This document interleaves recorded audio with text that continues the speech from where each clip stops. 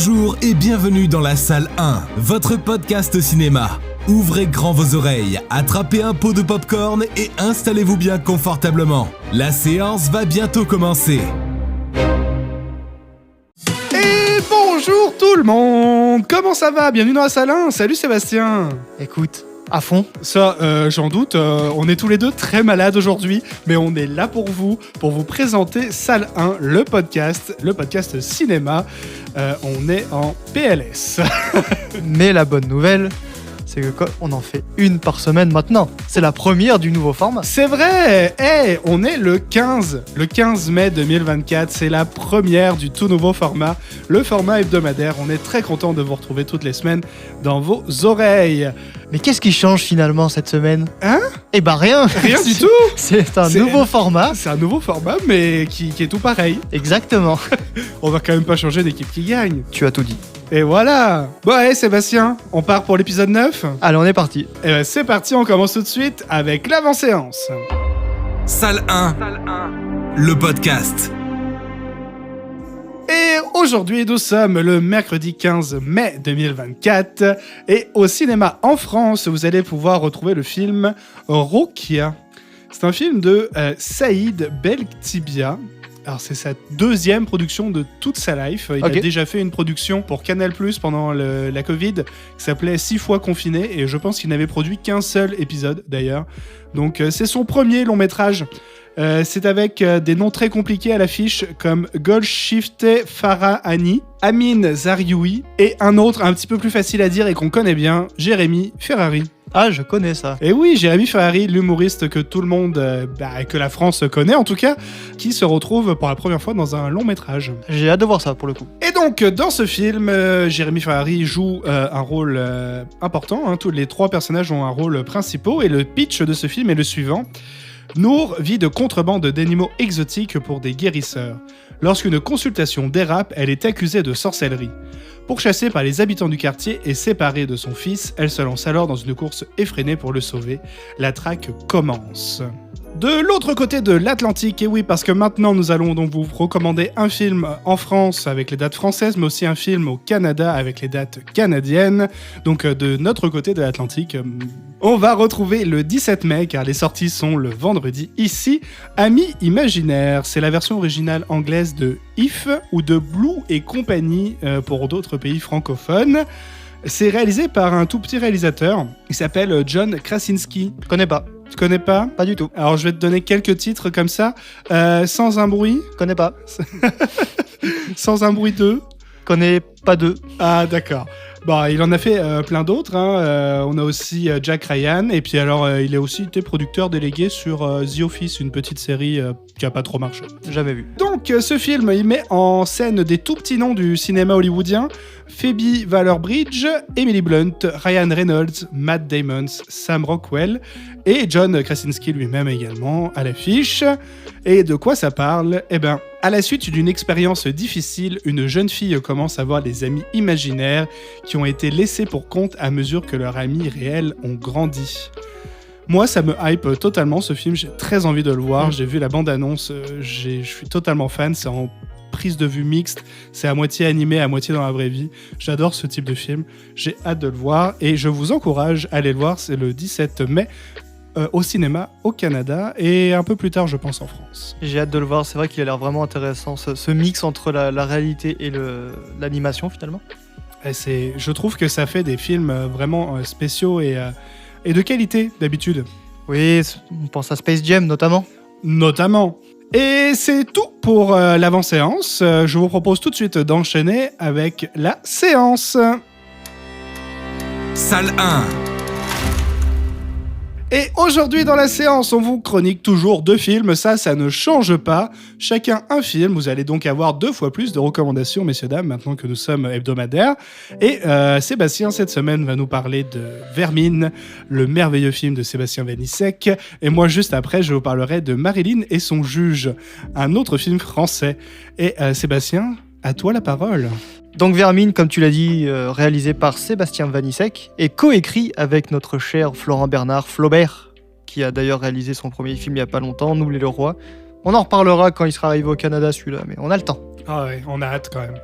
Donc, dans les acteurs principaux, on a un certain Théo Christine, Lisa Nyarko et Jérôme Niel. Tiens, un bon copain de Flaubert. Exactement, et on en reparlera tout à l'heure parce qu'on le connaît pour ses sketchs, essentiellement. Il est d'ailleurs humoriste maintenant, et je trouve cet acteur vraiment bon. Mais d'abord, Pitch. Oui. Alors, Vermine. Caleb, 30 ans, est passionné d'animaux exotiques. Un jour, il rentre chez lui avec une araignée venimeuse et la laisse accidentellement s'échapper. Les habitants de son immeuble de cité vont devoir se battre pour leur survie.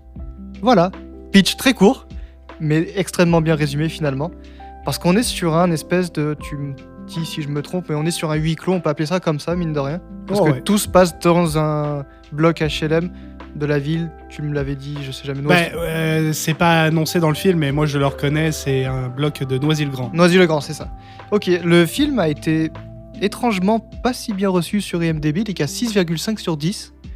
Et Sens Critique, ça a été un peu plus généreux, 6,9 sur 10. Et ce film est vraiment cool. C'est un film d'horreur comme je les aime, c'est-à-dire que il n'y a pas de jumpscare, parce que c'est la mode en ce moment de faire des films où tu sursautes toutes les 10 secondes, et avec un scénario, il n'y en a pas d'ailleurs de scénario dans ces films-là, en principe, c'est vraiment catastrophique.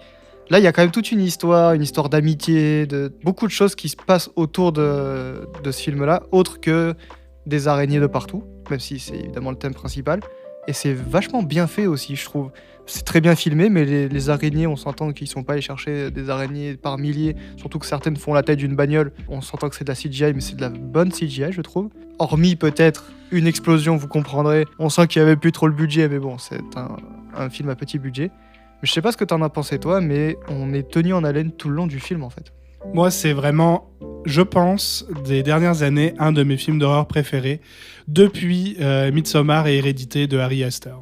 Ouais, alors je le mettrais, tu vois, peut-être en dessous d'Hérédité par exemple, parce que là où je vais lui donner aussi quelques points faibles, qui à mon goût, il nous tient en haleine, mais à mon goût, il n'arrive jamais à atteindre ce moment de stress vraiment très intense où t'as le cœur qui bat vite, vraiment vite, tu vois ce que je veux dire, que d'autres films comme Hérédité ont réussi à faire. Ça manque un petit peu de ça. Et l'autre petit défaut, c'est on creuse peut-être pas assez. Il y a une histoire, vous verrez dans le film, d'amitié perdue entre deux acteurs, entre deux personnages. On sait pas trop tout le long du film qu'est-ce qui s'est passé entre eux. Et on sent qu'à un moment donné, ils se sont dit oh là, on a oublié ce moment-là, vite, il faut qu'on explique ce qui s'est passé. Et c'est un peu maladroit à mon goût. Mais ça reste un super film. Faut absolument pas être arachnophobe, sinon même pas vous regarder le film. Mais il vaut vraiment le coup, notamment parce que justement, ce que je disais tout à l'heure, il n'y a pas de jumpscare et ça, c'est une autre forme de peur et c'est une peur quand même beaucoup plus agréable que de sursauter tous les 10 secondes en disant « Ah, il m'a eu le con ». Moi, ce que je rajouterais juste un truc, c'est je trouve ça assez incroyable parce que le langage qui est utilisé pendant le film, c'est quand même, on est dans une cité de Noisy-le-Grand, hein, c'est le langage jeune des cités en France, et on parle en plus d'araignées, donc dans ces cas-là, tu viens de te bloquer une grosse partie de la population. Parce que des arachnophobes, je pense que sans m'avancer, sans trop me mouiller, que l'arachnophobie, c'est la phobie la plus répandue au monde. Et en plus de ça, avec le langage un peu street française, ça va avoir du mal à aller chercher un public américain ou un public étranger. Et je trouve ça un tout petit peu dommage d'avoir fait ça, mais en même temps, pour le public français, c'est excellent. On est d'accord. Je vais juste revenir une dernière fois dessus, notamment sur Jérôme Niel, qui joue un personnage un peu bébête, mais qui a quand même une importance dans le film et qui évolue aussi au long du film. Il commence en étant un personnage un peu bébête et finit, vous verrez comment il finit, mais le personnage évolue dans le film et je trouve qu'il colle parfaitement à la peau de Jérôme Niel, parce que on le connaît, il sait faire des blagues, c'est le faire, le personnage idiot, ça marche bien, mais dès qu'il faut devenir sérieux, j'étais vachement étonné, j'avais oublié à la fin du film que c'était le Jérôme Niel des tutos de Camille, tu vois, c'est pour prendre l'exemple opposé. Donc vraiment, allez le voir. Oui, s'il vous plaît, est-ce que tu sais où est-ce que c'est dispo ? Il est en VOD pour le moment, Blu-ray, achetable en Blu-ray, puis il devrait pas tarder à se retrouver sur les plateformes de diffusion telles que Netflix, puisqu'il est coproduit par Netflix. Donc vous allez certainement le retrouver sur Netflix prochainement. Puis si vous êtes au Canada, il est disponible sur Shudder, qui est une plateforme de films de thriller et d'horreur que je ne connaissais pas. Vous y avez accès via Apple TV. C'est un abonnement supplémentaire, mais vous avez un mois gratuit. Le mois gratuit pourrait être utilisé pour voir juste ce film-là. Ça vaut absolument le coup. Exactement. C'est à mon tour ? Oui, monsieur. Eh ben, moi aussi, je vais vous parler d'un film français cette semaine. Ça s'appelle Marilyn et son juge. Marilyn et son juge, c'est sorti le 11 octobre 2023. C'est fait par Jean-Pierre Améris. Il n'a pas fait énormément d'autres films, il en a fait quelques-uns avec Benoît Poelvoorde, mais rien, pas de gros noms qu'on connaît. C'est une comédie dramatique qui met en scène Louane Emera, que vous connaissez parce qu'elle chante. Ah, c'est Louane tout court. C'est Louane tout court. Ok. C'est le jour 1, celui qu'on revient, celui qu'on retient. Moi, j'adore les chansons de Louane, j'adore le personnage. Louane, qu'on connaît donc aussi très bien avec La Famille Bélier, un petit film qui est pas du tout connu, mais qui a quand même reçu quelques petites récompenses, hein. Notamment Meilleur espoir féminin pour Louane dans la cérémonie des Césars de 2015. Ok. Donc, voilà, Louane n'a plus de preuves à faire, elle a déjà eu son César. Et donc on la retrouve dans Marilyn aux côtés de Michel Blanc, que je ne savais pas qu'il avait continué à faire des films depuis Les Bronzés. Ben, je savais pas non plus. Alors lui, sur ce film-là, il a pas trop bronzé, mais il a bien vieilli, ça je peux vous l'assurer. Donc le pitch de ce film, Marilyn a 20 ans, et bien qu'elle ne connaisse que les petits boulots et la vie précaire, elle est un vrai rayon de soleil. Sa rencontre avec un juge bougon et déprimé qui décide de l'engager comme chauffeur va bouleverser sa vie. Donc vous l'avez compris, Louane joue le rôle de Marilyn et Michel Blanc le rôle du juge bougon, qui s'appelle Gilles. Ouais, c'est une info, vous en faites ce que vous voulez. Ça fait plaisir. Bah, ce film, il est français, hein. Pure production française. C'est mignon, hein. Louane, incroyable. Honnêtement, on comprend son César en 2015. Encore ici, elle signe une performance que je trouve assez incroyable. Elle est super douée pour faire passer des émotions au cinéma, mais le scénario ne la dessert absolument pas. Le scénario, là je vous ai lu le pitch, bah, vous êtes déjà au courant de tout le film, à part 2 ou 3 petites péripéties, des petites histoires à côté, avec sa sœur, avec une copine, avec Bidule, mais il n'y a rien qui me ferait dire wow, il se passe des trucs de fou dans ce film, vous connaissez déjà tout en lisant le pitch. Alors, on voit pas ce film juste pour l'histoire, on voit surtout pour le jeu de Louane, de Michel Blanc. Il est pas trop mauvais, Michel Blanc, hein, et il a déjà fait ses preuves.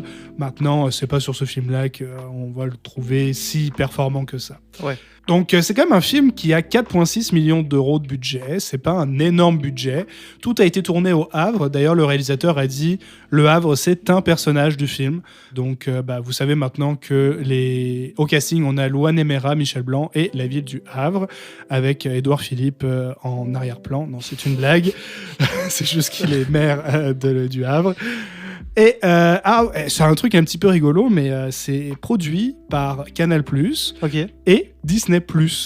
Ah bon? Ils ont fait une collab sur ce film, mais ce qui est étrange, c'est que le film n'est absolument pas dispo chez Disney. Non, ça va être Canal+, dans l'ordre de la chronologie des médias qui aura le film en premier. Ouais, mais je trouve ça assez impressionnant que Disney se soit engagé dans un film en collaboration avec Canal, en sachant que Canal n'a pas besoin d'aide en général pour produire des films. Non, mais on est peut-être sur le même scénario que Netflix avec Vermine, par exemple, puisque maintenant, en France, les sociétés de diffusion de VOD doivent investir dans le cinéma français pour pouvoir continuer à vivre en France. Vivre, travailler. En tout cas, voilà, Disney+ est aussi derrière ce film. C'est pas un film que je vous recommande à 100%, mais si vous voulez passer un petit moment émouvant, sans trop de prise de tête, voilà, il y a quand même une toute petite partie du film qui fait un hommage à Truffaut, Ok. le réalisateur. Pas du tout la jardinerie. J'allais dire, oui, la jardinerie, je comprenais pas trop. C'est pour ça que mon hockey était comme ça. Ok. C'est quand même bon, c'est pas incroyable, mais je vous laisse aller le découvrir si vous le souhaitez. C'est dispo sur MyCanal depuis la semaine dernière.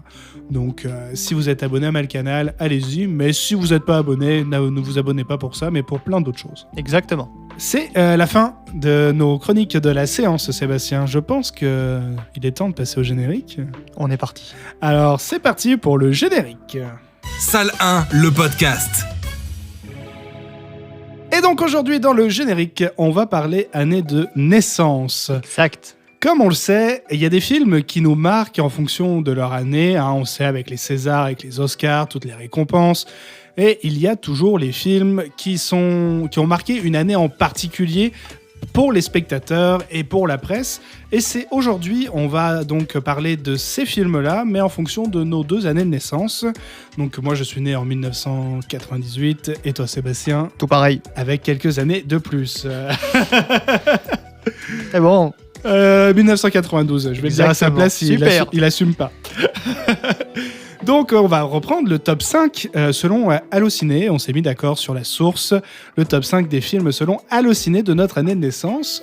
Mais commençons d'abord par les mentions honorables, parce que le top indique d'autres films qui sont plus loin dans le classement, mais qui selon nous méritent une bonne place. On est d'accord. Vas-y Sébastien, dis-nous tout. Alors là, je vais parler à ceux d'une autre génération finalement, mais bon, vous allez comprendre. Pourquoi quand tu veux parler quelque chose de vieux, tu prends l'accent marseillais? Et je sais pas, c'est ça, c'est la maison qui revient. Bon, dans les mentions honorables, on a quand même quelques films qui moi m'ont marqué, qui peut-être toi t'as marqué aussi, mais on a notamment Le Dernier des Mohicans, Batman, Le Défi. On a aussi Basic Instinct, très connu, incroyable ce film. Et ensuite on a Sister Act. Ok. Voilà, quand même, on a quelques beaux films en mention honorable en 92. Moi, en 98, en mention honorable, j'en mettrais pas 15 millions, mais je mettrais notamment The Big Lebowski, C'est vrai. des frères Cohen, qui n'est que 7ème sur ce classement, et je mettrais aussi Mulan, le film de Disney, qui est 9ème de ce classement. Ok, c'est beau, c'est quand même des beaux films. Bah, c'est ça, je me disais qu'il méritait d'être nommé aujourd'hui. Mais partons tout de suite sur le top 5, Sébastien. Quel est ton Oui. top 5 ? Moi, on commence très fort avec un film de Francis Ford Coppola, le fameux Dracula, avec Gary Oldman. Un film qui est reconnu comme un classique aujourd'hui. Ça fait partie des classiques du cinéma aujourd'hui. Moi, au niveau du 5e, c'est aussi un classique, mais côté français.